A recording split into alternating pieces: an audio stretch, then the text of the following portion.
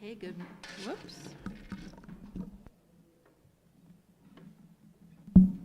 That'll do it.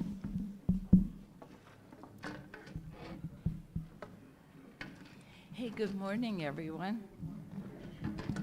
I have true confession. I had this dream, this anxiety dream that I forgot the guitar coming here today, and then I couldn't find anybody to give me a ride.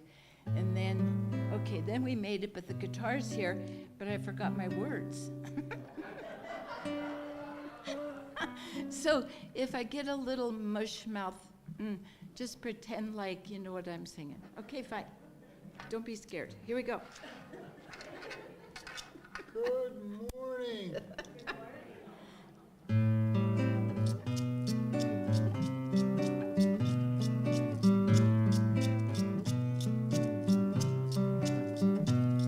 In the ever-changing waters of this river of this life, I was swimming, seeking comfort.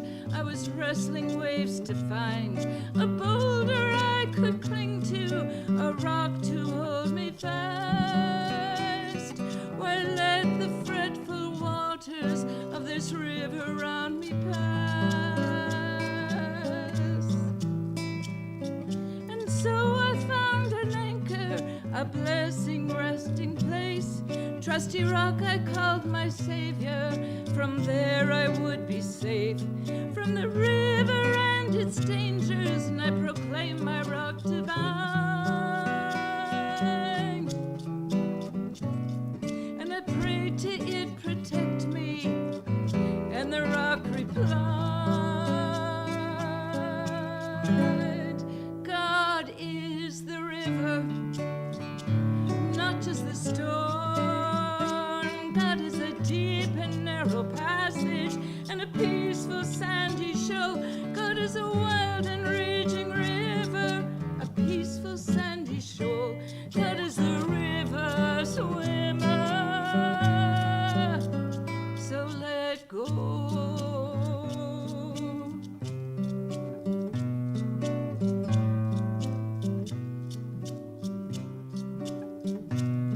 So I clung to my rock tightly with conviction in my arms, never looking at the waters of this river round me past. But the river kept on tugging at my legs, till at last my fingers faltered and I was swept away.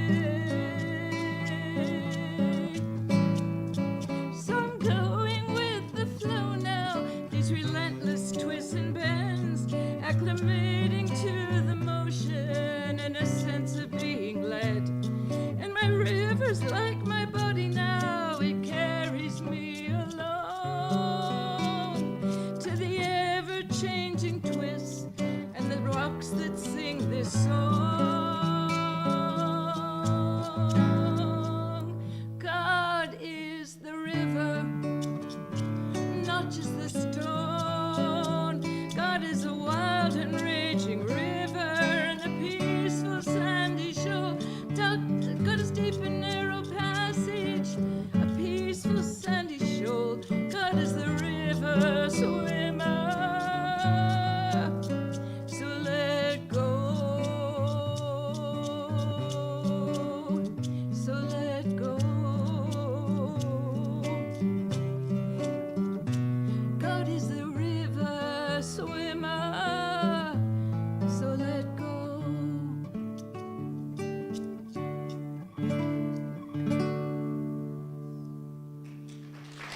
Thank you.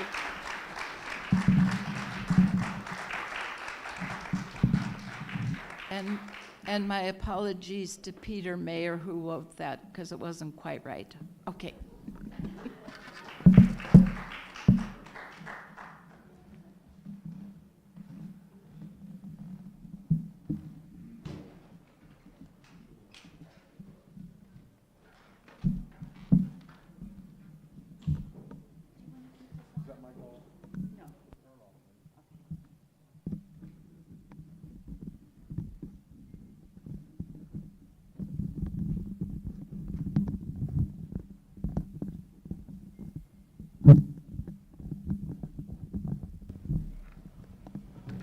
think that was absolutely beautiful.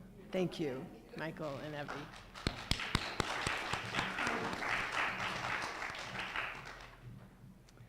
Well, welcome. My name is Jermaine Haberman, and I'd like to welcome those of you who are here in person and our live streaming participants to Unity of Missoula. As we begin our Sunday service, let's honor one another and take a few moments to greet each other with waves and nods and other non-physical means.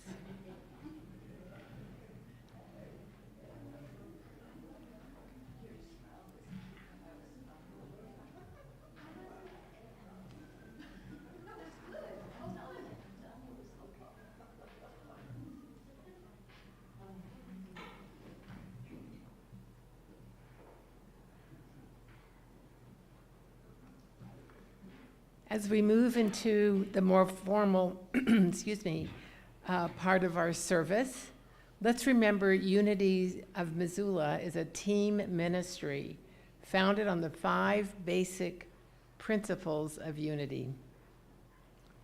God is all good and active and everything, everywhere.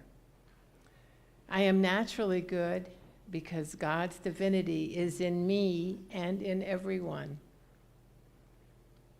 I create my experiences by what I choose to think and what I feel and believe. And through affirmative prayer and meditation, I connect with God and bring out the good in my life. I do and give my best by living the truth I know. I make a difference. So I'd like to pass out some sign-up sheets. One is for greeters, and the other one would be for our potluck hospitality, and I believe potluck.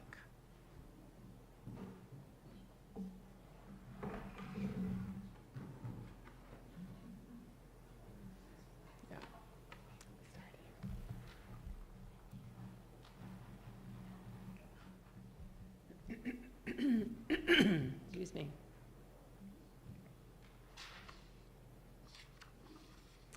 This is the time in this service when we share together the reading of the Daily Word, which is a bi-monthly meditation magazine published by Unity Worldwide Headquarters.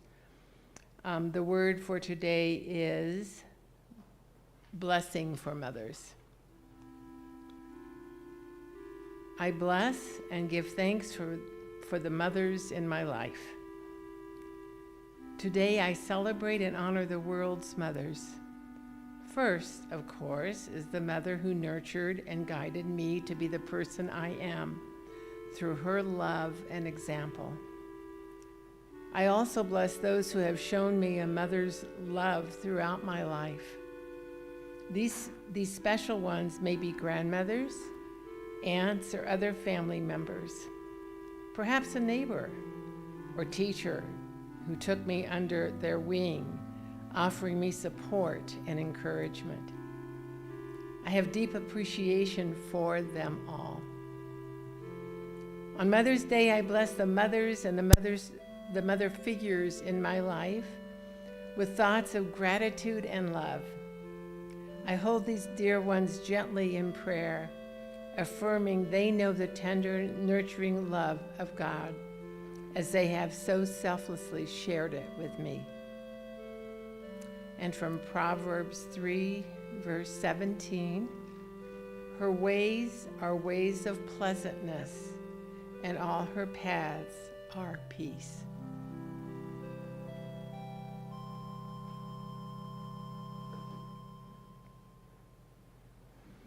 And here are a few things we want to tell you about for the upcoming week. Next Sunday's service at 11 a.m. will feature Nancy Leifer. Our May theme is aligning our power. This month's spiritual power is power, represented by the disciple Philip and Miriam, and the color is purple. And green is the opposite of purple on the color wheel. Just to let you know. Yeah. Hospitality is provided today by Kathy Frensrub, Linda Andrus, Kat Hawkins, and Evie O'Leary Bennett. Please join us for food, fun, and fellowship downstairs after the service. And thank you all to those who provided hospitality and help with setup and cleanup are always appreciated.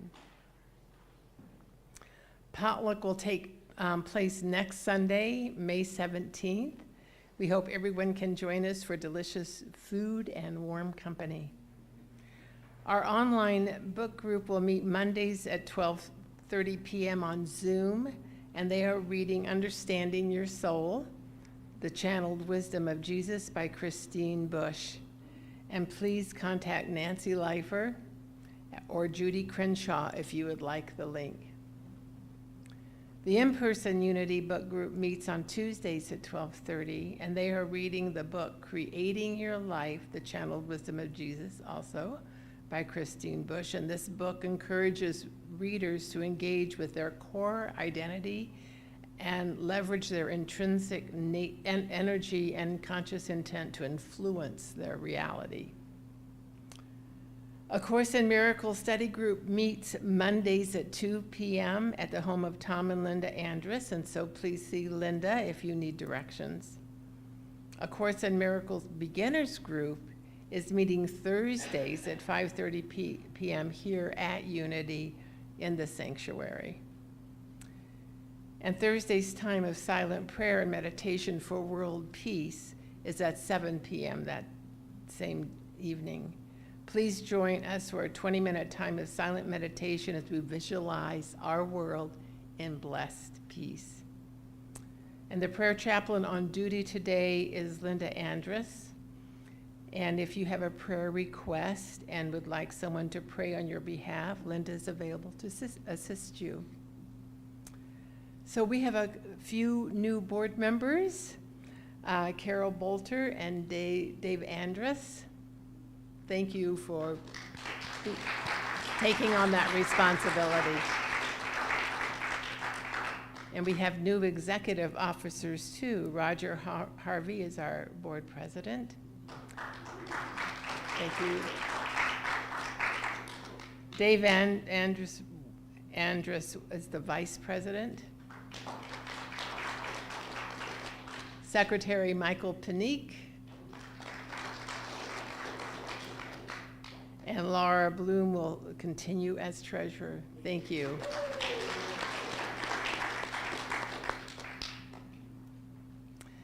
Thanks so much to those of you who continue to support our Unity community through your tithes and love offerings. Your generous donations enable us to keep our building full of spiritual seekers and other community groups throughout the month, and we appreciate you.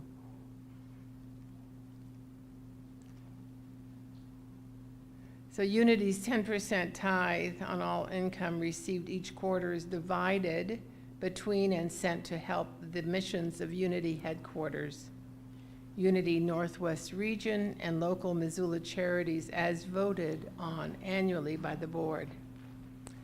And please hold them in your heart as we affirm our offering blessing. I will affirm it once, and then you can repeat it with me. I open my heart to love. All that I give and all that I receive is blessed and multiplied from a joyful heart of love. Together, I open my heart to love. All that I give and all that I receive is blessed and multiplied from a joyful heart of love. And would our usher board members please come forward to pass out the offering baskets?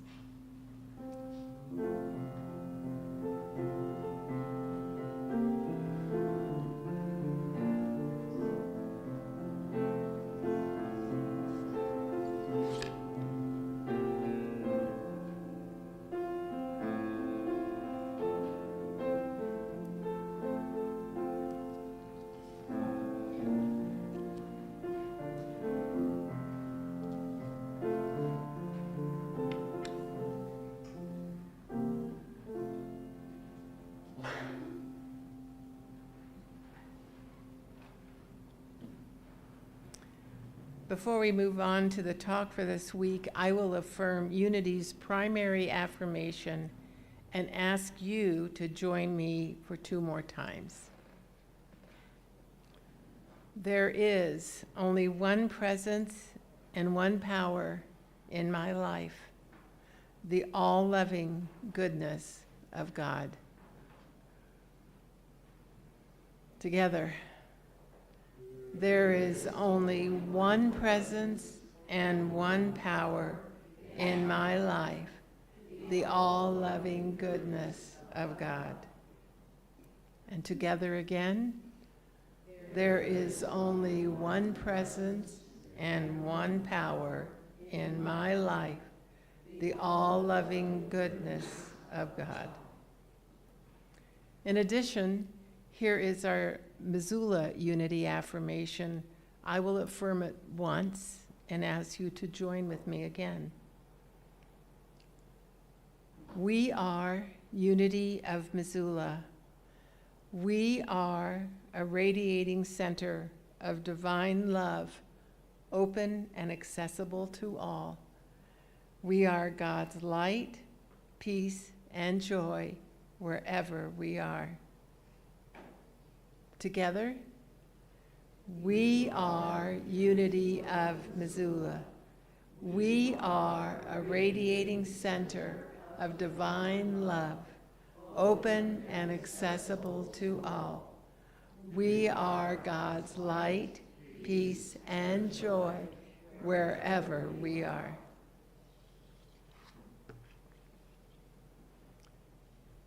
Unity of Missoula maintains a circle of people who have made a commitment to pray every day for others at their request. If you have names of people to hold in prayer for a month, you may place their names in the prayer box located on the altar or call the church and leave a message with those names. Their names will be sent out to our prayer circle and to Silent Unity for 30 days of prayer. Please join me now in prayer for a moment as we hold all of them in our hearts. You may also now say aloud or silently the names of those you wish to bring into this time of prayer.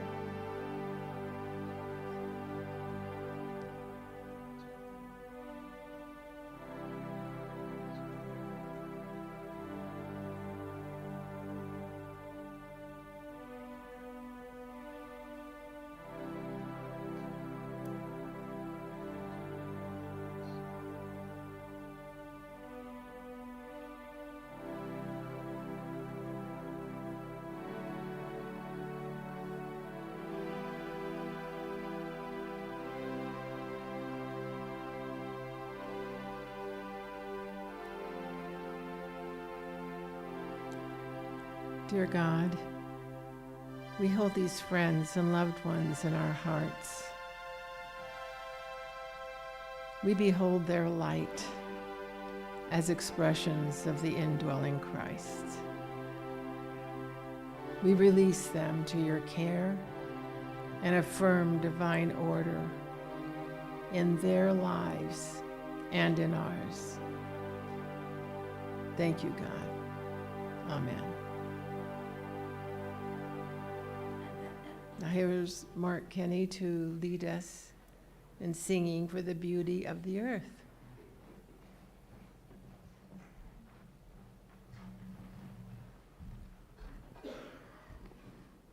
What a beautiful day to be singing about beauty.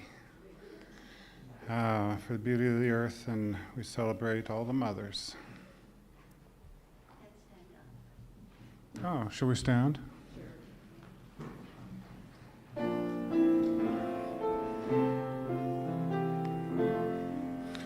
For the beauty of the earth, for the glory of the skies, for the love which from our birth over and around us lie. Lord of all, to thee we raise this our hymn of simple praise. the beauty of each hour, of the day and of the night. Hill and vale and tree and flower, sun and moon and stars of light. Lord of all, to thee we raise this our hymn of grateful praise. For the joy of ear and eye, for the heart and mind's delight, for the mystic harmony, looking sense to sound and sight. Lord of all, to thee we raise this our hymn of grateful praise. For the joy of human love, brother, sister, parent, child, love we praise all things above, gentle, peaceful, calm, and mild. Lord of all, to thee we say this our hymn of grateful praise.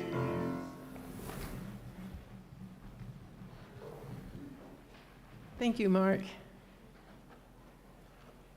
So today, our speaker is Evie O'Leary Bennett.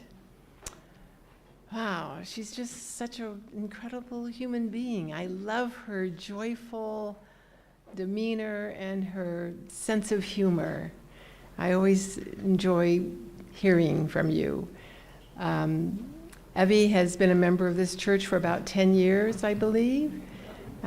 She was a nurse and also a therapist, right? And now here you are being you, just being here now. So let's welcome Evie.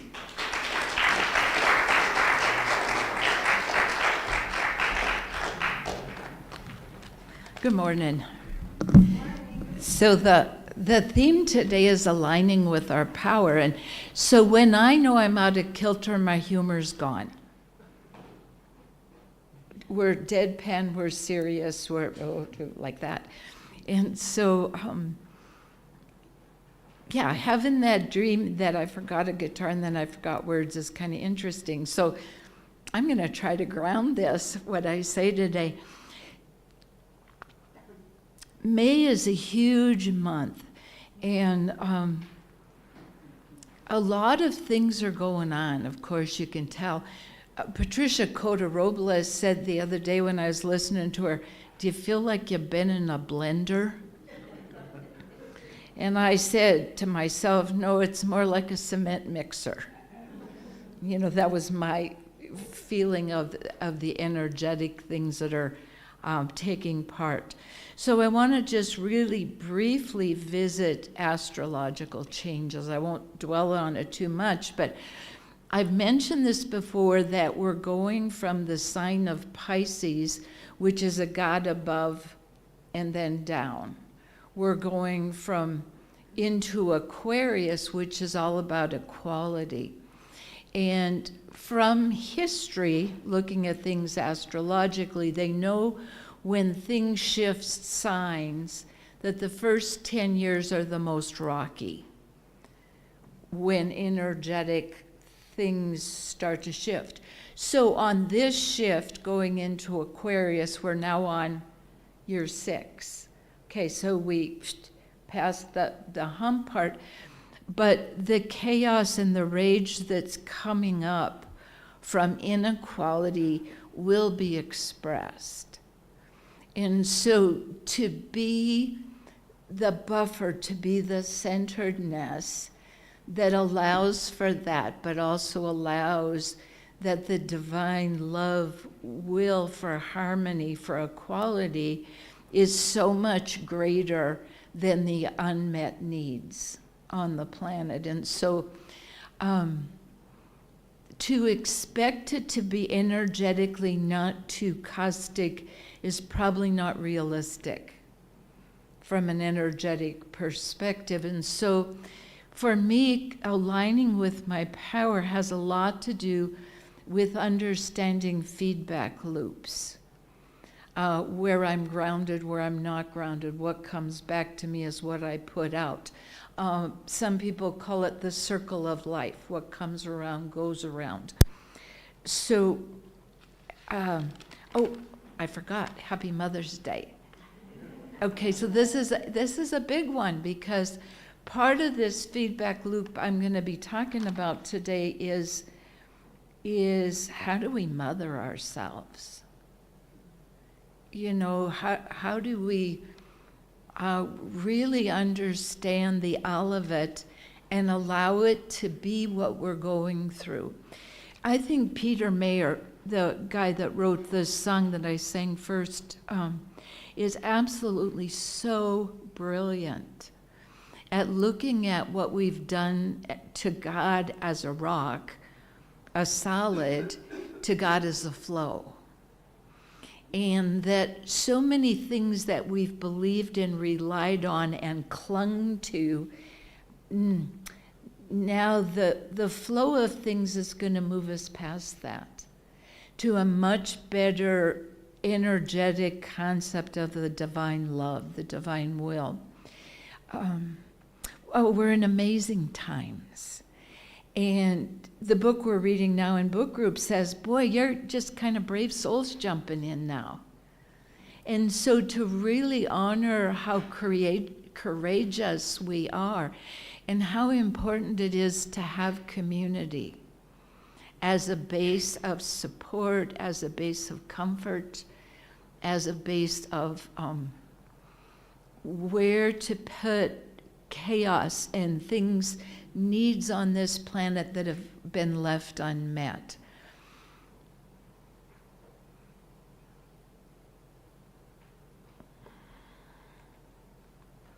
So I want to tell you a little bit about a feedback loop I got into the other day, just to start the talk about taking power back. So I was leaving my house to go to Qigong class, and I knew I was on the pressured side to get there because I left a little late. Okay, so I'm going out the door and I'm feeling impatience in myself. So I get to the roundabout that's right next to my house, and a little white car sped in front of a school bus. And the school bus screeched to a halt, honking the horn, and the little car just zipped right past. And I said, whoa, that person thinks he's, in a hurry, and maybe it's not too smart if you're in a little car to mess with a bus. I'm not sure about that. So that's what I was thinking. So I come around the corner, and this guy lurches to a stop at the next stop sign and lets me pass. But that was, that's another impatient thing I'm seeing. I'm seeing impatience because he made a pretty good jerk to let me go past. Okay, so now I'm thinking, two things about impatience. Okay, so I'm going down the street going, I'm going to be careful. And this car makes a left-hand turn right in front of me. Then I slam on the brakes and I honk my horn. Okay, so I'm going, three things in a row about impatience. Then I said to myself, well, I better not be looking at or studying an impatience then, because it's scaring me and I should not do that, okay? So then I said, no, I've got plenty of time and I'm just going to ease on down the street. I'm just going to ease on and I'm there. So sure enough, I eased on down the road and I was there, and I was early to my class. So it was like this time warp that I projected impatience in me. I saw impatience with the school bus. I saw impatience there, and then a car comes right in front of me, and it's like, whoa, what's my part in that? So I did fine observing it first, but then when it was closer in my field, automatically I was hitting the brakes and honking the horn really hard because I was scared. So I just thought, wow, feedback loop. And I'm not saying I created it all, but in that vortex, there was impatience. There was, I'm in a hurry, I'm important, I'm getting there, but not just from me, from this whole little collective of swirl. So when we find ourselves in a swirl, and it doesn't have to be that dramatic, but when we find ourselves in a time of a swirl, how do we say, no, I can't cooperate with that anymore? No, that's probably not helpful. And so to change my energy and just say, oh no, I got all the time I need. I got all the time I need, and then it was uneventful and easy. It became easier. So I think this, what we create or what we participate, so much like Linda Lightfoot, our old friend here from Unity, who's now passed, but she used to say, you know, where your thoughts go, there you are.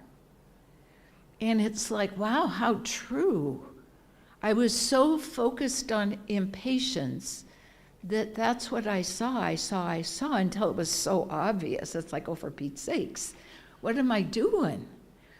And it's like, oh, that I have the power in this feedback loop to make a shift, but only if I stop and say, oh, I'm focused wrong. Where can my focus then go?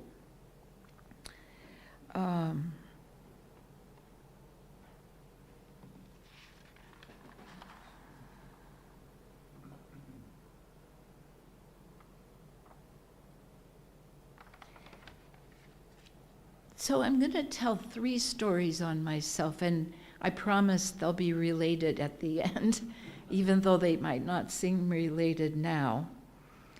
I was making a peace sign.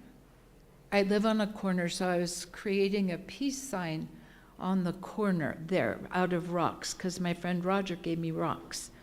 So I made this really nice big peace sign, and it's about 6 feet diameter, maybe a little more. And I made it, put black plastic down first and made a peace sign. But for years, I was thinking I should put some white rocks in the middle, and then it would show up nicer. But I just was in the back of my mind. So one day after work, I just kept this persistent thought that I had to go get white rocks. I had to go get some white rocks for the peace sign. And I thought, that's crazy, because I'm really tired. I'm just plain tired. But it was a naggy thought that, no, you want that. You want this to stand out more. So, and I'm going, oh, for Pete's sakes. And so I did it. And I got, 6 bags of white rocks, and my husband, helped me unload them in the car. Then here runs my neighbor. And she says, no, I've got to help you because I dreamed this.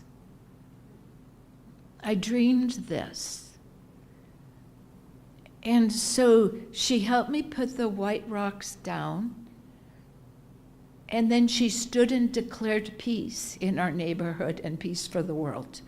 And then she said, and it is so, just like that, and walked off. Now, my neighbor's eccentric, so I'm not too surprised, but the synchronicity of it, and I'm talking about the feedback loop, that urging that comes, that knowingness, well, I'm not sure why I should be doing something, but I think I should be doing it. And so when it comes full-fold, then oh, I'm not the only one that's dreaming peace on our little corner of the world there. I'm not the only one. And she put it in motion, but I heard it. Well, and she's persistent, so she's a nag, and I heard it. But anyway, it was just so fascinating to me when she said, no, I dreamed it. And I was on my hands and knees completing her dream. So I'm talking more and more and more about feedback loops and how we fit into it, and how can we cooperate with God's will, with a will for peace, with a will to change chaotic energy into something more peaceful. So the last little story I want to talk about is I was walking my dog Yuki, who's my new spiritual advisor, and she's a really tall, big girl, and she's really curious about everything. And if I'm not really careful, she'll jump on anybody and lick them high because she likes people, see? Okay, so I'm trying to contain my dog, and I see walking before me a man that looks pretty disheveled and distraught. He's kind of limping and holding his arm like this, and I just see the back of him because I'm coming up on the back of him, and I don't know what that's about, but I live close to the Poverello Center. And so I often see chaotic states. So in my mind, of course, I was going to try to contain the dog so that person wasn't more frightened, okay, whoever that was. So when I came around to the side, I was explaining to the guy that my dog really loves people and is going to want to kiss you. That's what I said to him. But he was too shook up. And he was holding his arm, and he told me that he was hurt because a truck bumped into him. Okay, and I was trying to make sense of it, but I noted that he was Down syndrome. Okay, so I said to him, no, I'm telling you that you're safe. You're safe with my dog, and you're safe with me.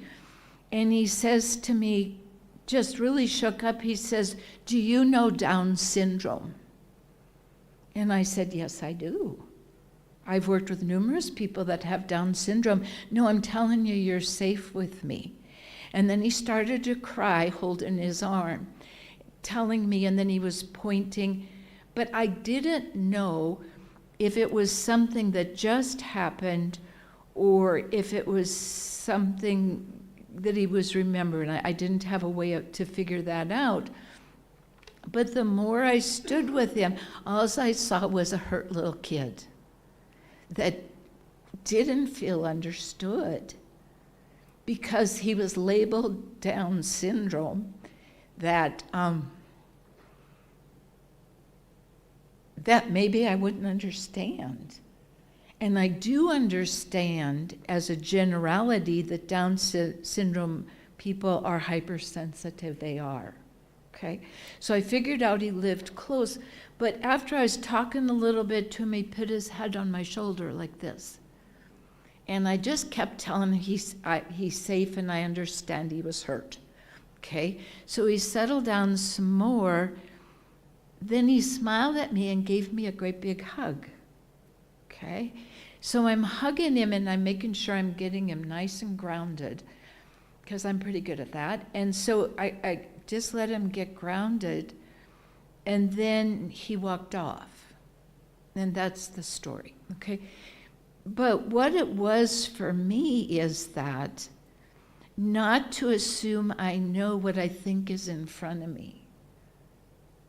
Not to make that assumption, and to be willing just to stand and understand that there's hurt coming up. And if we understand, no, this is just hurt coming up, then this nurturing mother, back to Mother's Day, will come up more and more in us, that we won't be afraid of another person's hurt or what they've been labeled or how we've labeled them, or how I've labeled myself in circumstances. So I left that encounter really understanding that it makes a difference how I take a walk, with my dog especially, but it makes a difference who we are. It makes a difference that we know spiritually in these times that we've agreed to be the ambassadors for peace. So my husband and I did a workshop meditation with Panache Desai yesterday, and he was saying, In God, all things are possible. All things are possible. Then he said what I thought was a strange question. He says, is there ever a possibility of the dark night of the soul? Isn't that an interesting question? Is there ever a possibility of the dark night of the soul? Well, maybe the soul, no. The soul doesn't have a dark night. Our personalities certainly do, our human experiences. We've been through it. We've been through our struggles. We've been through when things are really tough and chaotic, and we question our abilities. We question our, what's coming up. But it's like, wow. Oh, the soul doesn't have a dark night. And so there's that part of me that's always connected to that possibility. Isn't that wild? I just think that is so wild to think about that. That the more I can connect in source, in love, in divine inspiration, that's where power comes. That's not forceful. That's peaceful. That's offering who we are, how we can be in a moment.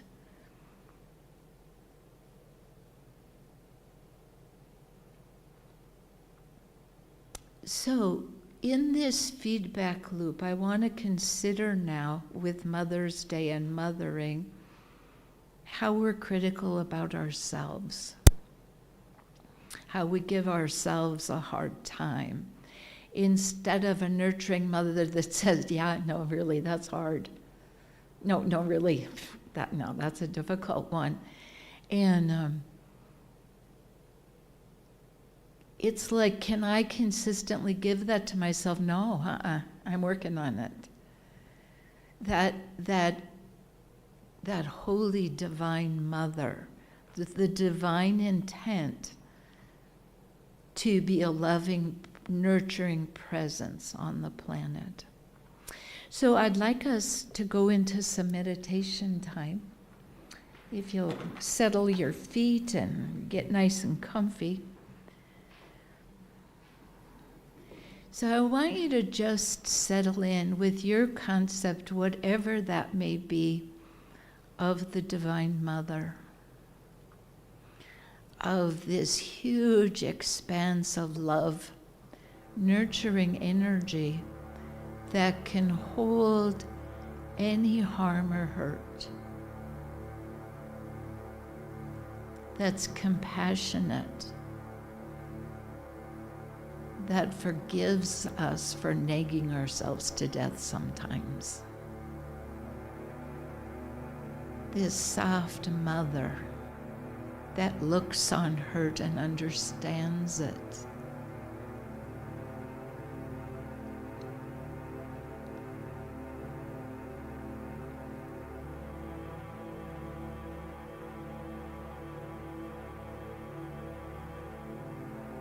This mother that knows that we are so much more than this. That there's enough love for everybody.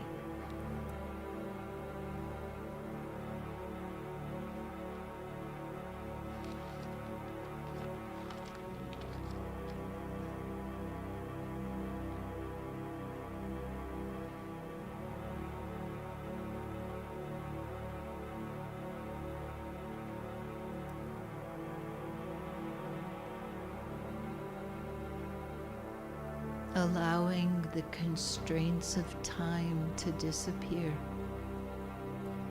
That this is now.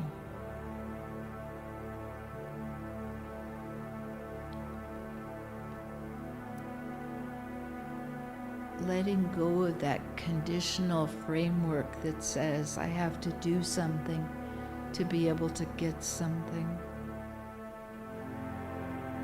That there's a God, a source, that doesn't have any conditions on love.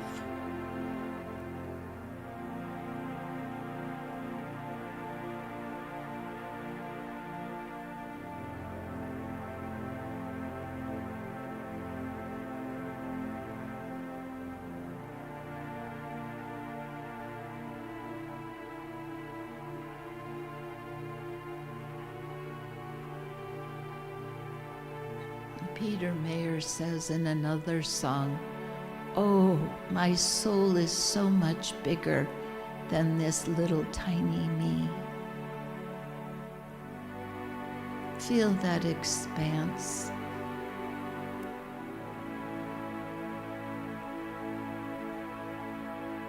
That's always there, that's not hurried.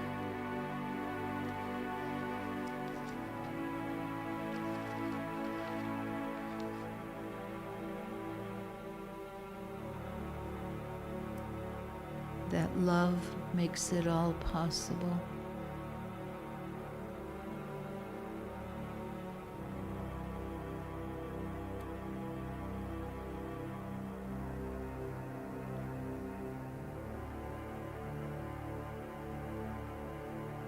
I am treasured by me.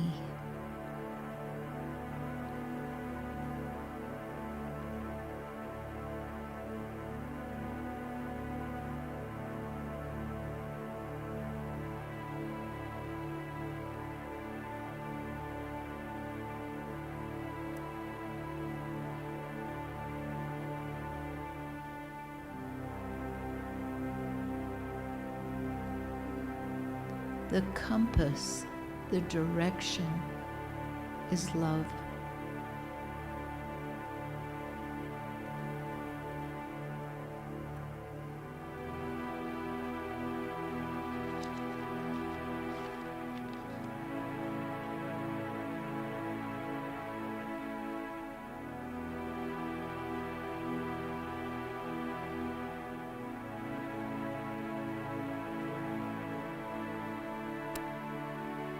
I am safe as I wish that and extend it to all others.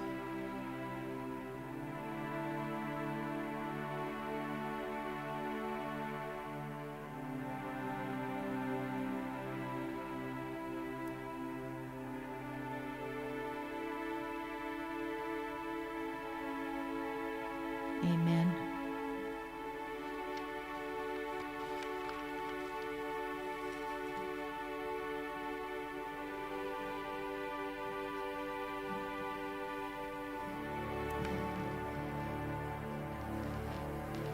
And gently make your way back to the room. So, thank you for letting me share a few thoughts today. So, let's do our prayer for protection. The light of God surrounds us. We are the light. The love of God enfolds us. We are the love. The power of God protects us. We are the power. The presence of God watches over us.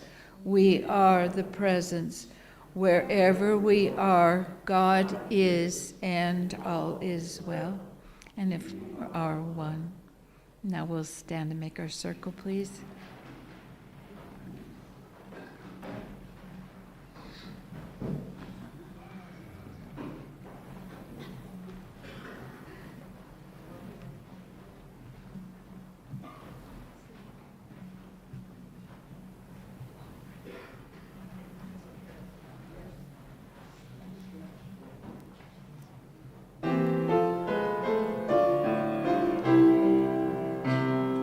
Let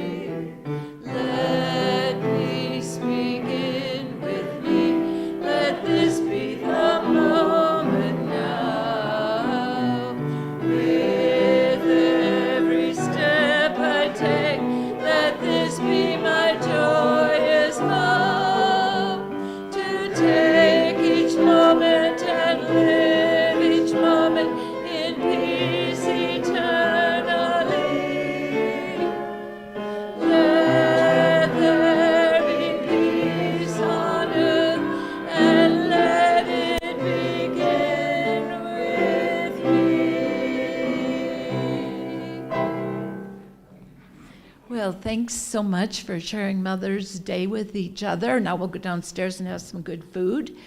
But thank you. Thank you for helping me reorganize my thoughts around feedback loops and how to change them and how to be so convinced that we are love in this world, that it makes a difference. And so as we go about that, though, have fun. Yeah. Thank you, Debbie. You're welcome.